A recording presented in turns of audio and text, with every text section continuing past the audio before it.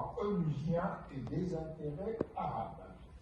Très bien, merci, cher Président, Mesdames et Messieurs, mes chers collègues. Donc, justement, parler de la question palestinienne, donc, surtout en évoquant la défaite du droit international, me paraît d'une évidence fluide depuis un laps de temps, en fait, depuis la création de l'État d'Israël en 1948 et jusqu'à nos jours. Donc, l'ONU n'a eu de cesse de faillir donc, à ses obligations premières, donc celle de la paix, la recherche de la paix et de la stabilité mondiale. Je rappelle la formule chère à Henry Cabot Lodge, qui était un ancien ambassadeur américain donc, auprès des États-Unis, qui disait, donc je le cite, l'ONU n'est pas vouée à nous amener au paradis, mais à nous sauver de l'enfer. Donc, sommes-nous arrivés, sommes-nous sauvés? J'en doute pour ma part. Je rappelle que, en fait, les difficultés donc, de l'ONU ont commencé avec le plan de partage. Le plan de partage de 1947, qui est à mon sens une erreur historique. Donc je rappelle que ce partage s'était en trois parties, c'est-à-dire donc la naissance d'un État arabe, d'un État israélien, et bien évidemment la mise donc sous un statut, sous un régime international particulier des deux villes saintes, Jérusalem et Bethléem. Donc l'ONU a depuis multiplié donc les erreurs. D'abord, à mon sens, en retenant, ou plutôt en ne retenant, du mouvement sioniste que sa louable intention bien affichée de garantir la sécurité des Juifs. Première difficulté, donc source d'erreur issue de ce plan de partage. Deuxième point, à mon sens, c'était d'ignorer le potentiel raciste anti-non-juif de ce mouvement. Troisième point, en ayant fait peu de cas du sort des populations non-juives de Palestine, les Nations Unies se sont volontairement ou involontairement laissées dominer par un puissant lobby, considérant la Palestine comme la terre promise des Juifs, selon l'idéologie donc, bien connue, sioniste en plein essor à cette période. Quatrième source d'erreur ensemble, c'est également une violation flagrante des droits des peuples donc, à disposer d'eux-mêmes. Je rappelle que ce droit est un droit inaliénable, donc contenu dans la charte donc, du 26 juin 1945, notamment dans un article 12 qui stipulait donc l'égalité de droits des peuples et leur droit à disposer d'eux-mêmes. Qu'en est-il aujourd'hui? La conséquence immédiate en a été la première guerre israélo-arabe de 1948 et le début de la Nakba palestinienne. Au contraire, les mouvements sionistes qui se sont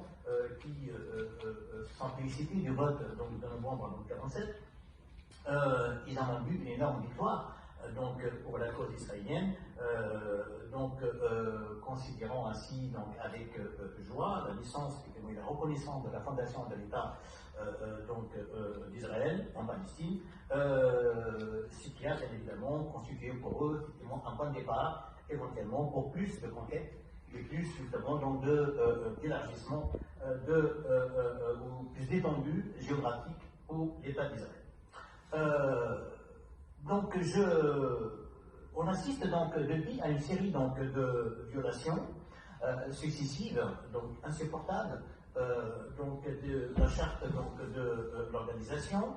D'abord, la violation permanente des frontières, l'application ininterrompue d'une politique d'élimination, d'annexion, d'expansion et de colonisation, alors que le tribunal international, organe juridique par excellence de l'organisation, a assimilé à plusieurs reprises la colonisation comme un crime de guerre.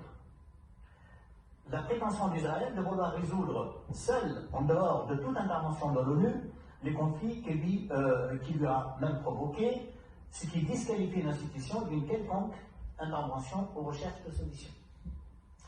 Troisième dépassement, troisième violation, donc la violation permanente des droits de la personne tels qu'ils sont définis par la Déclaration universelle des droits de l'homme de 1948. Notamment la question de la torture, la question de la prise d'otages ou encore la liquidation physique des militants palestiniens. Le non-respect de la Convention de Genève de 1949 et ses annexes dans les territoires occupés alors qu'elle est la force occupante et de ce fait, il lui incombe l'obligation de protection des civils. Et enfin, le refus de tout contrôle de l'Agence internationale de l'énergie atomique et la production des armes chimiques et biologiques en toute illégalité avec la bénédiction américaine et occidentale, ce qui a permis à l'État hébreu d'introduire, je le rappelle, l'arme nucléaire dans la région, alors qu'on continue à le refuser à d'autres. 70 ans après, donc ce vote, ce vote donc, de 1947, ce sont en fait pas moins de 6 millions de Palestiniens qui sont toujours des réfugiés.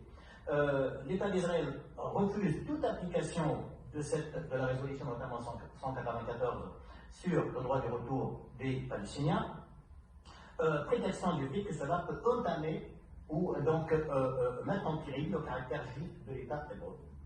A contrario, dès 1950, la Knesset, le Parlement israélien, votait la loi du retour qui permet à tout juif d'émigrer en Israël. Je ne vais pas revenir sur les différentes violations, les différentes résolutions évoquées notamment par mes collègues intervenants donc, qui m'ont précédé. Je rappelle notamment la décision très courageuse de la Cour pénale internationale du 20 juillet 1900.